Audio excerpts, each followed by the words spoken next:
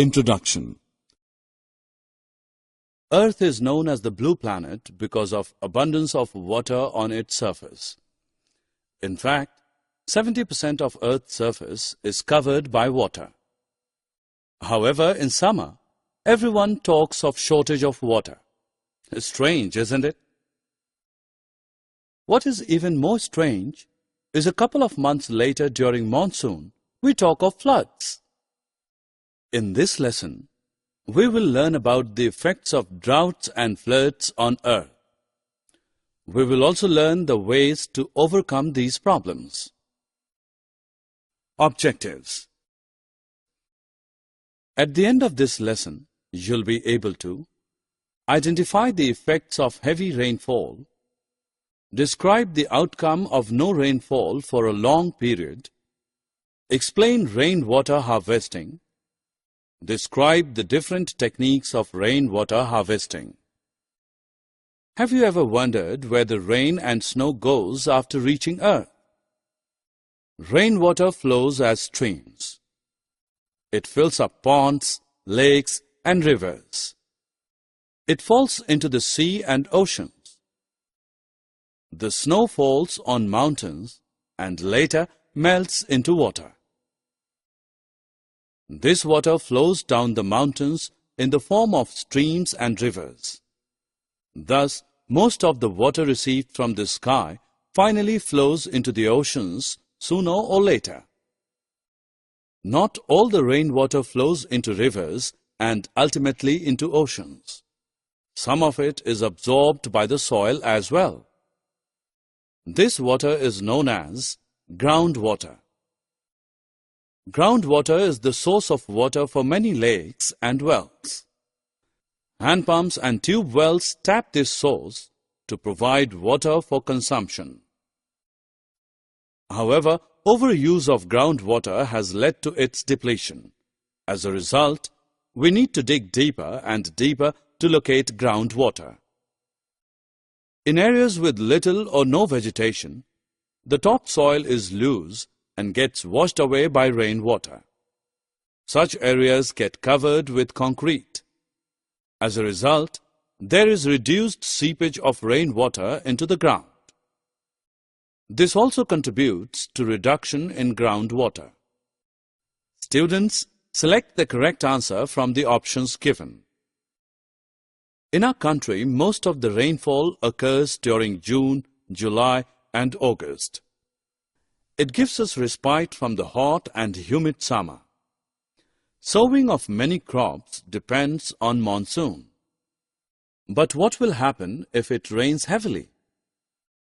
Excessive rainfall leads to a rise in the water levels of ponds, lakes, and rivers, causing them to overflow. Such an overflow of these water bodies beyond their normal limits is known as floods. Floods destroy crops and cause damage to property and life. Floods triggered by heavy monsoon rains are an annual feature in India. Have you ever thought what will happen if it does not rain for a very long period? When it does not rain for a very long period, then the soil continuously loses water by evaporation and transpiration. The level of water in ponds and wells goes down, and some water bodies dry up.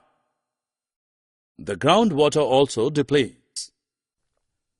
Prolonged periods of deficient water supply cause drought. Water can be obtained from natural sources only. A very small fraction of the total water available on Earth is fit for use by plants, animals, and humans. The demand for usable water is increasing with rising population. As a result, the shortage of water is acute in various parts of the world. The scarcity is only likely to worsen in the coming years. So, we as responsible inhabitants of Mother Earth must conserve water and use it judiciously. If we collect and store all the rainwater that collects on our terrace, roads, and pavements instead of letting it run into ditches, we could actually have vast reserves of water. Collecting and storing of rainwater is called rainwater harvesting. The following are the techniques of rainwater harvesting. The rainwater is collected from the rooftop in a storage tank through pipes to be used later for various purposes. Alternately, instead of collecting the rainwater in a tank, the pipes can carry the rainwater to a pit dug in the ground. The rainwater then seeps into the soil to recharge or refill the groundwater.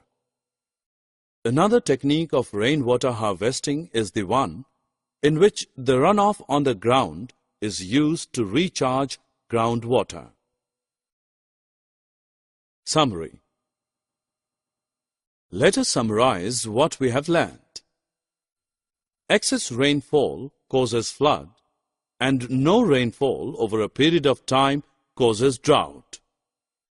The amount of usable water on earth is limited, so it needs to be used wisely. Collecting and storing of rainwater is called rainwater harvesting.